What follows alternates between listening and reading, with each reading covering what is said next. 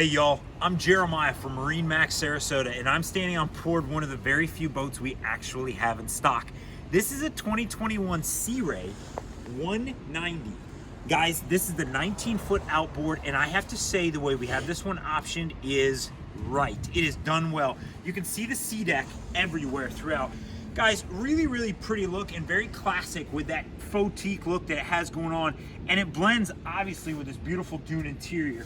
I like the extra seating that we've optioned this one out with. Instead of a bucket seat, you have this great double person seating. It opens this boat up, and guys, that matters a ton because this boat is actually rated for 10 people if you want to put that many in it.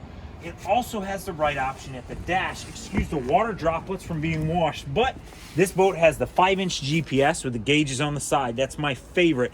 You don't have to go back and forth to see the engine data, but you do get the GPS in the center of the screen at a snap. Guys, it's got a bimini, it's got a 150. It's more than capable of pulling all the skiers that you want. These boats ride way better than a 19-foot should, and that's the God's honest truth, and you don't have to believe me. We will get you on the water in one. You can come experience it for yourself.